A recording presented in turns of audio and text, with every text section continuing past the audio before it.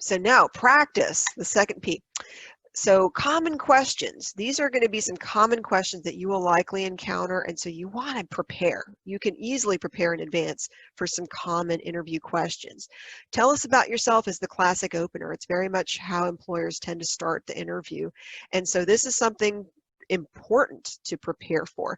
And what the employer is most looking for are your professional qualifications as they relate to the position. So notice I said professional. That means they're not necessarily going to be all that interested at this point in knowing about your pets or your kids or where you were born or that sort of thing. What they're really kind of looking for is more about your educational background, your job experiences as they relate to this position. So really professionally, what has been your pathway that's brought you here? At a later point, once you've been hired, it's great to talk about your personal stuff, but at the point of the interview, it's really your professional qualifications are the focus. Another question they may ask relates to what are your strengths or what are your weaknesses. The weakness question can sometimes be a challenge for folks, but it's one that you need to be prepared for. And so a good way to approach it is to be sincere, be honest. They want to see someone who is genuine and has a genuine understanding of who they are, what their strengths are, and maybe there's some areas that they're not strong in. Generally, a good rule of thumb for interviews is to minimize the negative, maximize the positive. Speak positively as much as possible. In this situation, they're asking for a negative. So what to do? Briefly mention what the negative is at the beginning, and then turn it into, okay, well, here are some positive things I'm doing to compensate, to make up for this weakness, to prevent that weakness from being a barrier to my success in this position. So that's kind of how you would address that one. They may ask goals questions. Why do you want to work for us? That's an opportunity to show your research, show that you know who they are. They want to know that you know who they are. They might ask specific questions about your particular skills or particular jobs. Just review the job description, review your resume in advance. With the job description, you can kind of anticipate some of those questions too, because they might particularly be looking for those specific skill sets that are mentioned in the job description. Another type of question that's commonly asked in an interview is the behavior-based question. That's a question that typically starts with something like, tell me about a time when you had to do something, you had to solve a problem, or you had to address a situation with an unhappy customer. So what they're looking for is for you to tell a story and to give a specific example within that story. So not speaking in generalities, but think of a particular occasion when you had to do that and go through the STAR method. Use the STAR method, STAR, situation, task, action, result. So what was the situation? An angry customer walked in. That was your situation. And then the task, what were you facing? I had to resolve the situation satisfactorily with this customer. So your action, what did you do to resolve the situation with the customer? What did you do specifically?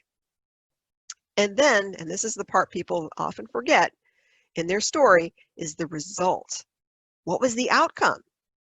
Did it get resolved amicably? Was the customer happy? Was your manager happy with how you addressed the situation?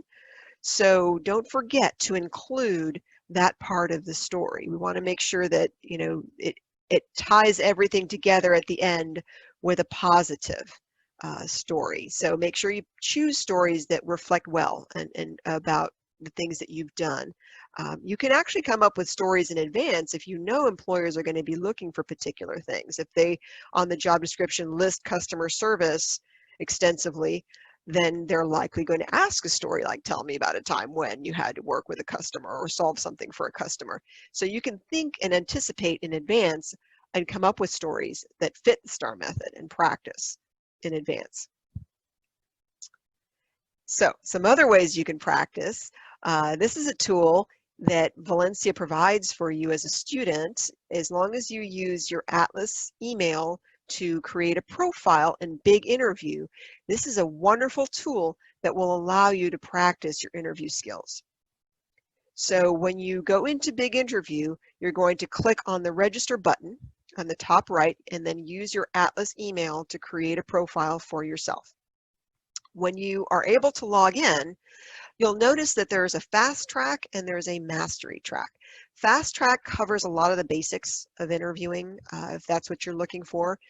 Some practice quick tutorials about how to interview.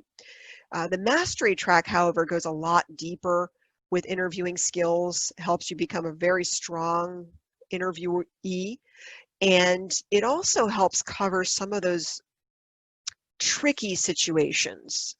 For example, if you're not quite sure, how to go into an interview and interview well if maybe English is not your first language, or maybe you've been out of the workforce for a while, or you're looking to interview in a different industry or type of position than you've ever had a job before, you may be uncomfortable or unsure how to tackle that in the interview.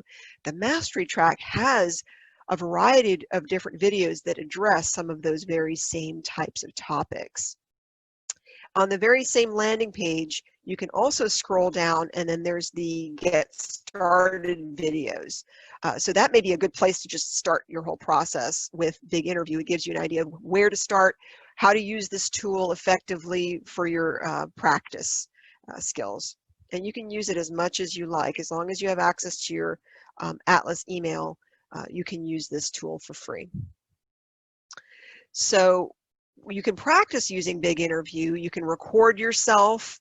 You can record responses to some of those commonly asked questions and play them back. And imagine yourself, look at your playback and see, oh, okay, how do I do? If I was the employer, would I hire me based on the way that I responded to those questions? Did I say a lot?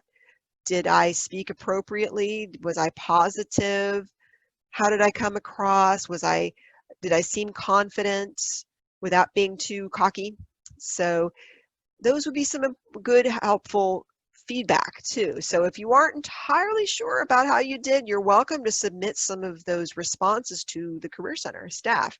We would be happy to give you feedback too about some of your responses. It's a great way of practicing and improving continuously in your interviewing skills, perfecting those skills. So that's one thing you could do. You could contact the career centers with, forward some of your items, your responses, your video responses in Big Interview.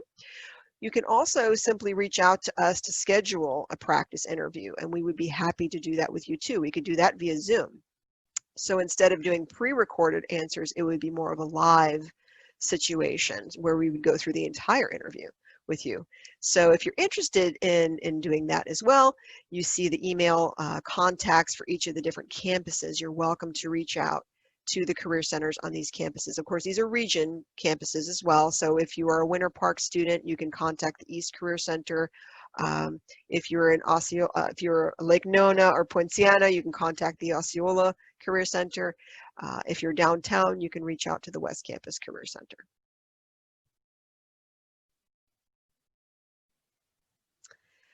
And after you have the real deal interview, it's important to follow up with the employer too. This will help you become a better interviewee over the span of your career. But it's important. It's an important part of your professionalism and professional reputation that you want to have as a positive in the minds of employers. If you felt that maybe you flubbed a little bit on one of your responses, when you do a follow-up email thanking that employer for the opportunity for an email, this is a chance to maybe recover. Maybe you thought of an example later. You have a chance in that thank you to kind of let them know about that one thing that you did that you neglected to mention in the interview. You can restate your interest in working for them and your interest in this position. You may want to reference something that was a highlight of the interview that may help them remember you a little bit better. as well in your follow-up email with that employer. And do send that email pretty promptly right after the interview if possible, because sometimes it's hard to know how quickly that employer is going to make a decision. So you want that email to arrive quickly after your interview. So, and one last thing about follow-ups, be careful not to ghost an employer. By that, I mean, don't just disappear. Be in touch with them. If you get an offer from another employer that you like better, do still follow up with the employer that you didn't accept the position for. Just let them know, I accepted another position elsewhere. Thank you for this opportunity. It's considered good manners in the professional community. And so you never know when another opportunity may come along later in your career where they may be in a position to hire you and it's a better situation, but you want them to think of you in a positive way.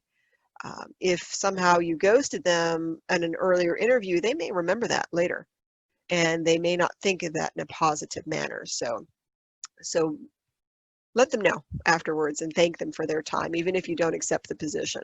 So another thing to do after your interview is simply to reflect on your experience. How did it go?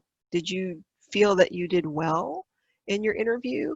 Were there things you could maybe do better? Did you have a good impression of the employer too? Interviews are two-way streets. It's not just them interviewing you. You also want to know more about them and kind of decide for yourself if you think this would be a good fit. So those are some important things to help you reflect and kind of think about, okay, next time, what would I do differently in this interview? Maybe I could have asked different questions.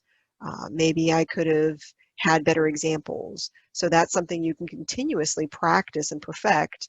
And Big Interview is one tool you can use, and reaching out to the Career Center, of course, is a wonderful resource for you. And you're welcome to reach out to us. Here is our website. You can find our contact information there in addition to our email addresses. So thank you very much for watching this webinar today. I wish you much success on your next job interview.